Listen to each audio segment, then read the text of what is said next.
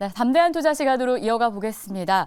오늘은 한국을 포함해서 글로벌 기업 중에 큰 폭으로 주가가 상승했던 기업들, 왜 오를 수 있었는지 그걸 토대로 시장 이야기 나눠보겠습니다. 케미컬 에너지 투자 자문의 차홍선 대표 출연하셨어요. 어서 오십시오. 네, 안녕하십니까. 네, 반갑습니다.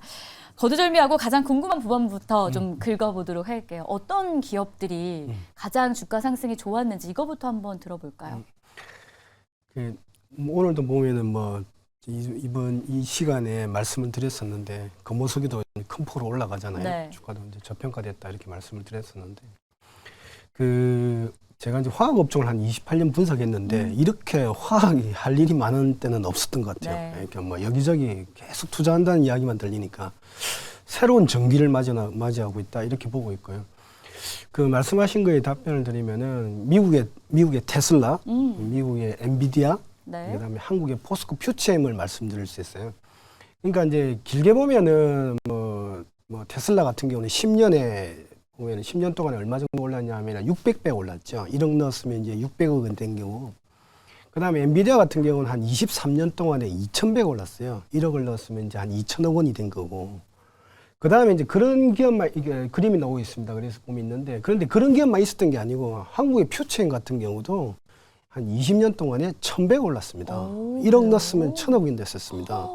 그러니까 이제 미국만 그렇게 올라갔던 게 아니고 네. 한국에도 그렇게 허리들 10배 올라가면 템버거라고 그러잖아요. 근데 이게 1,000배가 올라가는 기업이 나왔다 이런 겁니다. 그래서 보면은 이게 이제 기업 저번에도 말씀드렸지만은 이게 두 가지 경우 같아요. 처음에 이렇게 ESG하고 연결되는데 E하고 S 쪽이 뭐냐면은 환경이잖아요. 첫째 뭐냐면은 이제 CO 맞게 화학 쪽을 해가지고 석유를 개발하고 석유를 휘발유 경유를 쓰다 보니까 이제 CO2가 하늘로 어찌 보면 CO2를 이제 약간 이제 쓰레기라 표현하면은 CO2를 공기 중에 막 버린 거잖아요. 공기 중에 버리니까 막 온실효과 터지니까 그 온실효과를 줄이기 위해서 여러 가지 전기차가 필요했었고 배터리가 필요했었고 양극재, 음극재가 필요했었다 이렇게 보시면 될 것 같고 두 번째는 중동, 러시아 이런 쪽에서 이렇게 석유라든지 가스를 집중적으로 과점체제로 들고 있는 거에 대해서 유럽이 굉장히 싫어했던 거죠. 그러니까 이제 전기차에 대한 그러니까 개발 필요성, 그러니까 새로운 대항마가 필요했던 겁니다. 그래서 보면은 미국의 테슬라가 600배, 그다음 한국의 포스코 퓨처엠이 1,000배 이렇게 올라간 거죠. 그 다음에 이제 흔히들 보면 첨단 반도체 같은 경우는 이 AI, 그다음에 데이터 센터, 그다음에 흔히들 보면은 이 첨단 반도체 이야기 이렇게 여러 가지 이제 설명을 듣다 보면은 정밀 타격, 정밀 무기라는 소리가 나오거든요.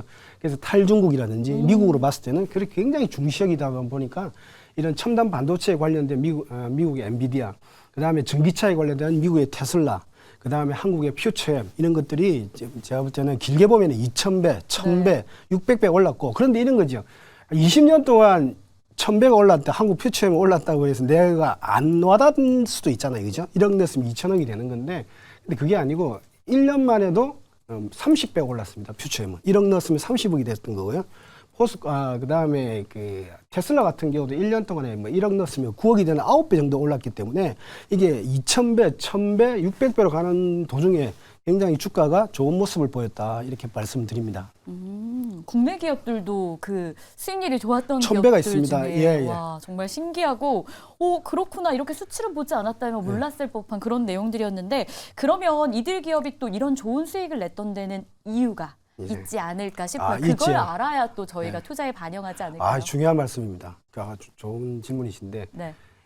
ESG라고 그러잖아요. 그런데 앵커님께서 보시기에는 주가 수익률에서는 어디가 제일 중요할 것 같습니까? G거든요. 네. 그런데 사람들은 ES가 뭐냐면은 예를 들면 CO2 때문에 온실효과 나니까 전기차 필요하다. 이게 ES거든요. 네. 근데 G를 말하지는 않아요. 근데 제 경험으로 보면은 주가 상승률에서는 G가 굉장히 제일 중요해요. 뭐냐면 거버먼트에서 기업 지배구조인데 보면 주주 구성들이에요. 네. 포스코 퓨처엠이 왜 1,000배가 났습니까? 이게 기업들 포스코 홀딩스가 대주주고 포스코 퓨처엠이 내화물에서 출발했다고 했잖아요. 이 내화물이 하면 철광석과 석탄을 넣어서 녹이는 그 용광로 같은 역할을 하거든요. 근데 거기서 음극재, 양극재를 했는데 웬만한 기업이면 음극재, 양극재를 물적 분할을 했을 거야.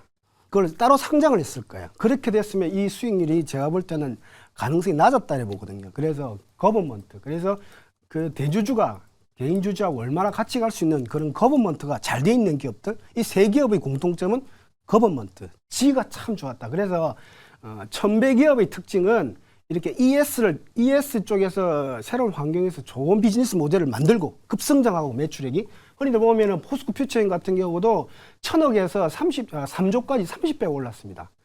그래서 뭐 100조, 35조는 테슬라라든지 엔비디아인데 여기도 3조가 거의 30배 올랐거든요. 그래서 매출이 급성장하고 두 번째 기업 지배 구조가 좋은 기업.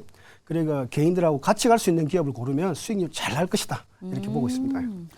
주가가 급등했던 사례들을 이야기해 주셨고 G, 그러니까 기업에 대한 이야기, 이게 주가의 상승률과 굉장히 연관이 깊다라는 부분을 저희가 알 수 있었습니다. 그렇다면 앞으로 이제 에너지 케미칼 이 섹터 안에서는 어떤 분야가 조금 더 가능성을 높여나갈지 이게 또 궁금해지거든요. 네, 제가 볼 때는 한 20년 동안은 에너지나 케미컬 섹터가 엄청 중요할 것 같은데 네. 첫 번째는 이렇게 뭐 예를 들면 롯데케미칼을 예를 들어볼게요. 왜냐하면 네. 이게 롯데케미칼이나 LG화학이나 지금 이제 성장 모델이 비슷합니다. 하나솔루션도 그렇고 뭐냐면은 첫 번째 전기차 분야에서는 수송 쪽에서는 전기차라든지 수소 트럭이 있어야 CO2를 감축하고 가격을 낮추겠다는 거예요. 인플레이션을 낮추겠다는 거고 발전 쪽에서는 이런 천연가스 발전이라든지 이런 석탄 발전보다는 태양광, 풍력, 수소 발전이 훨씬 낫다는 거죠. 두 번째 분야인데 세 번째 분야도 중요합니다. 세 번째 분야는 G만큼 관심이 없으시던데 CO2라는 쓰레기를 예를 들면 CO2라는 쓰레기를 하늘에 막 버리잖아요. 그래서 온실 효과가 나는데 플라스틱도 토양이라든지 해양으로 폐기물이 되고 있어요. 뭐냐면 우리가 막 너무 많이 편리하게 썼다는 거죠. 근데 썼는데 이게 뭐냐면 이게 분해되는 특징이 없는 겁니다. 그래서 첫 번째는 이런 쓰레기를 수거해서 기계적으로 재활용하는 방법. 그다음에 두 번째는 이런 쓰레기 자체, 그러니까 해양 그 폐기물 자체가 석유에서 유래했잖아요. 그래서 녹이면은 석유가 됩니다. 그래서 열분해를 하는 방법. 세 번째는 아예 플라스틱조차도 녹아 들어가는 방법이 있어요. 그렇지만 물론 이런 노트북이라든지 자동차 같은 플라스틱이 들어가는 거 이런 같은 경우는 내구성이 강해야 되겠죠. 이런 프로젝트. 그래서 보면은 흔히들 보면은 롯데케미칼 매출액 추이가 그림이 나오는데 예를 들면 이런 거죠. 그러니까 롯데케미칼 같은 경우는 전기차 분야. 그러니까 양극재, 음극재, 동박, 수소 분야, 그 다음에 이런 플라스틱의 새로운 플라스틱, 그 다음에 기존 플라스틱의 고부가 가치를 가지고 매출액이 22조 되는 기업인데 한 10년간 20조대 머물렀던 기업인데 한번 보십시오. 계획을 2030년에 50조를 하겠다는 겁니다. 그러니까 2배를 뛰겠다는 거예요, 지금. 매출액이 그림 자체가 완전히 점프하지 않습니까? 그게 뭐 LG화학이나 이런 하나솔루션도 동일합니다. S자 커브에 새로운 S자 곡선을 걷고 있다 이렇게 보시면 될 것 같고, 그래서 시가총액도 50조면 50조 정도는 이렇게 1대1 개념으로 매칭되는 개념이 아니냐 이렇게 보고 있는 겁니다. 그래서 보면은 성장 산업에 대해서 이렇게 관심을 가질 필요가 있는 것 같아요. 그래서 보면은 말씀드린 대로 기존 플라스틱 같은 경우는 고부가로 가겠다. 왜냐하면 중국이 따라오니까 고부가로 가겠다. 그 다음에 새로운 플라스틱, 그러니까 썩는 플라스틱, 그 다음에 열분의 플라스틱, 그 다음에 기계적 플라스틱 이런 쪽으로 플라스틱을 재활용하는 쪽으로 가겠다. 이게 왜냐하면 그러니까 CO2를 줄이라는 거고 옥수수를 가지고 플라스틱을 만들겠다, 섬유를 만들겠다 이런 전략도 있고요. 그 다음에 이제 전기차 분야인데 전기차 분야는 어떻습니까? 전기차 분야는 지금 현재 보면은 말씀드린 대로 동박을 중심으로 양극재, 음극재 분리막 전해액을 하는데 흔히들 보면은 뭐 LG화학 같은 경우는 배터리 쪽도 들어가잖아요. 배터리 양극재 들어가고 여기는 동박이라든지 이런 쪽 들어가는 거고 뭐 에코프로빈 같은 경우는 전구체를 들어가는 거고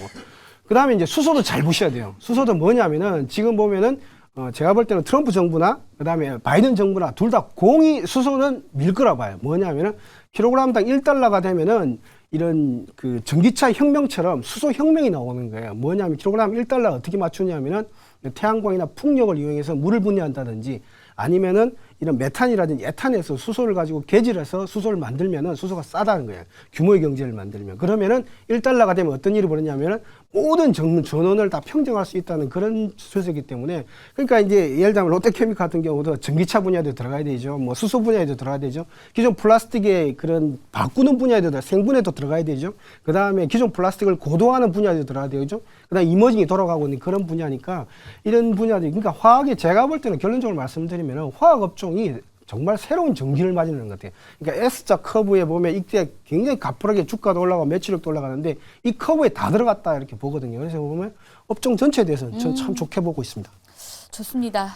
주가가 급등했던 글로벌 기업 가운데 포스코 퓨처엠이 있다는 것도 놀라운 일이었고 어떤 특징이 있었는지 앞으로 시대 흐름 타고 화학주가 더 고공행진할 것이다 라는 전망까지 들어볼 수 있었습니다. 차홍선 대표와는 여기서 인사 나눌게요. 오늘 말씀 고맙습니다. 네, 감사합니다.